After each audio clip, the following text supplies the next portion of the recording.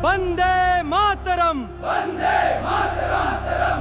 वंदे मातरम। मातरम। वंदे मातरम के सम्मान की रक्षा के लिए संसद में बिल क्यों लाना पड़ा? क्या यह केवल राष्ट्रीय सम्मान का सवाल है या इसके पीछे राजनीतिक मुद्दे भी हैं? नमस्कार। राष्ट्रगीत ने आजादी के आंदोलन में करोड़ों भारतीयों के भीतर देश भक्ति की लौ जगाई। वंदे मातरम। वंदे मातरम। वंदे मातरम। मातरम। वही वंदे मातरम अब नए कानून और नई बहस के केंद्र में है। आखिर इस बिल की जरूरत क्यों पड़ी?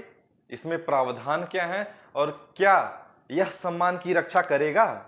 दिल्ली में हो रहे प्रदर्शन और हंगामे के बीच सरकार राष्ट्र गौरव अपमान निवारण अधिनियम 1971 में संशोधन का प्रस्ताव लेकर आई, जिसे 29 जुलाई को राज्यसभा से और उसके अगले दिन 30 जुलाई को ही लोकसभा से पारित होने के बाद विधेयक को राष्ट्रपति की मंजूरी के लिए भेज दिया गया है।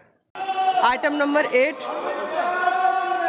राष्ट्र गौरव अपमान निवारण संशोधन विधेयक 2026। माननीय मंत्री जी, राष्ट्र गौरव अपमान निवारण अधिनियम 1971 में कुल 3 मुख्य धाराएं हैं। धारा 1 जो इसके संक्षिप्त नाम और यह पूरे भारत भूखंड पर लागू होने की घोषणा करता है। तो धारा 2 राष्ट्रध्वज और संविधान के अपमान से संबंधित है। सार्वजनिक स्थल या सार्वजनिक दृष्टि से राष्ट्रध्वज या संविधान को जलाना, फाड़ना, नष्ट करना या अपमानित करने पर 3 वर्ष की सजा और जुर्माने का प्रावधान है। धारा 3 राष्ट्रगान के गायन में बाधा, राष्ट्रगान को जानबूझकर रोकना या राष्ट्रगान गाने वाली सभा में व्यवधान डालना, इसमें भी 3 साल की सजा और जुर्माने का प्रावधान है। 1971 के इस प्रावधान में राष्ट्रीय ध्वज, भारतीय संविधान और राष्ट्रगान का अपमान दंडनीय था, किंतु राष्ट्रगीत को इसमें शामिल नहीं किया गया था।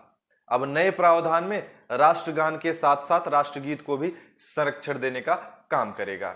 1971 के इस कानून की धारा 3 में राष्ट्रगान के साथ राष्ट्रगीत को भी शामिल किया गया है, जिसमें राष्ट्रगीत को गाने की बाध्यता नहीं है, अपितु उसकी अपमानित करने और गायन में बाधा डालने को दंडनीय अपराध की श्रेणी में रखा गया है। वंदे मातरम का जानबूझकर अपमान करना अपराध माना जाएगा।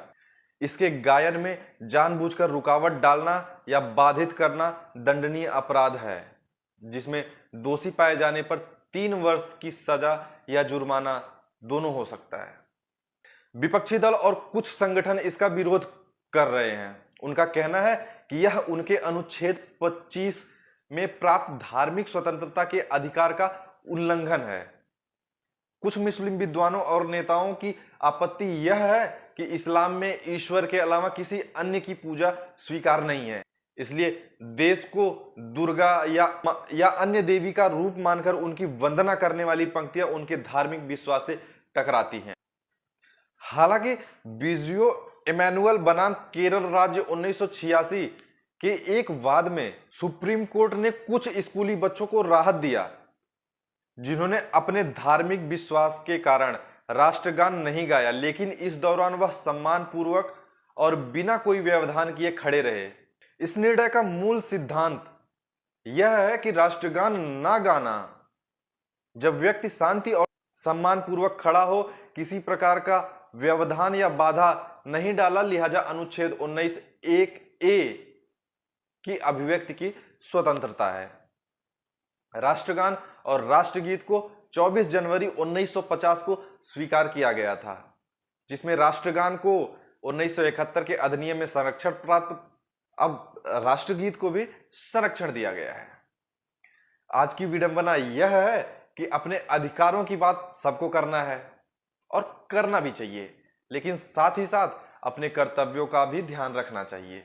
मौलिक अधिकारों की रक्षा करना संवैधानिक अधिकार है, तो मौलिक कर्तव्यों की रक्षा करना हमारा नैतिक जिम्मेदारी भी है। कैसा लगा हमारे साथ बिताया आपका कीमती समय हमें कमेंट बॉक्स में जरूर बताएं। बहुत बहुत धन्यवाद।